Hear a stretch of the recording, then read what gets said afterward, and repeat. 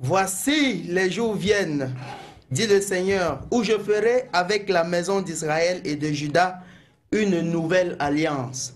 Bonsoir, chers téléspectateurs. Merci une fois de plus de vous réunir ensemble avec nous dans l'esprit pour cette nouvelle séance de travail dans la méditation de la parole de Dieu. Scottier à l'antenne Canal 7 Harmonie. Émission Nouvelle Alliance de Dieu. Bonsoir, Pasteur Emmanuel. Bonsoir. Nous prions le Seigneur. Let's pray, God. Oui, tout commence par la prière et ça finit par la prière. Prions le Seigneur. Père céleste, notre Dieu et notre roi, Dieu de gloire, Dieu de bonté, Dieu d'amour. Déploie ton amour, Seigneur, à tes enfants afin que tes enfants soient aussi élevés. Élève-le, Seigneur, dans toute leur détresse. Élève-le dans tous leurs manquements, afin que ton seul nom, Papa, soit glorifié. Envoie ton Esprit Saint, que ton Esprit parle à nous, à travers nous, afin que ceux qui sont connectés en esprit reçoivent les bénédictions. Que ton seul nom soit glorifié, Papa. Au nom de Jésus-Christ, nous avons prié. Amen. Amen. Wow.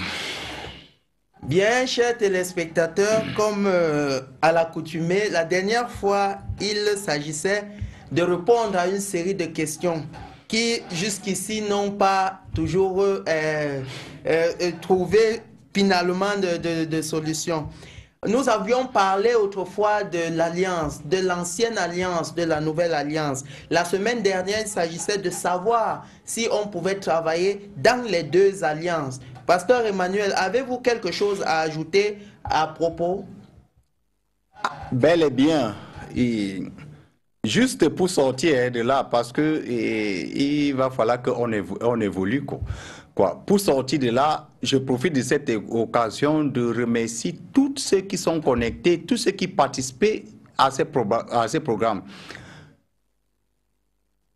Je vous dis et je vous promets que vous n'êtes pas connectés à un homme, mais vous êtes connecté à Dieu et sûrement vous allez recevoir votre bénédiction entièrement. Amen. Bon, soyons bénis tous. Amen.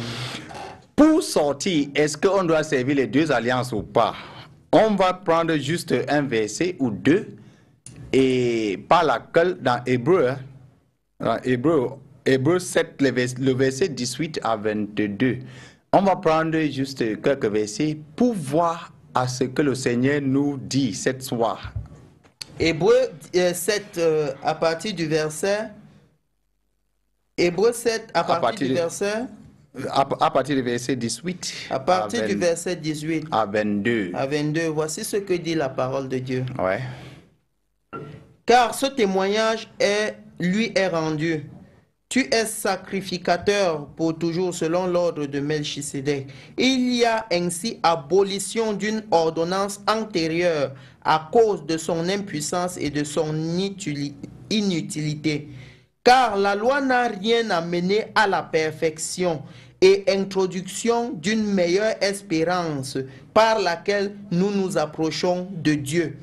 Et comme cela n'a pas eu lieu sans serment, car tandis que les Lévites sont devenus sacrificateurs sans serment, Jésus l'est devenu avec serment par celui qui lui a dit, le Seigneur a juré et il ne se repentira pas. Tu es sacrificateur pour toujours selon l'ordre de Melchisédek.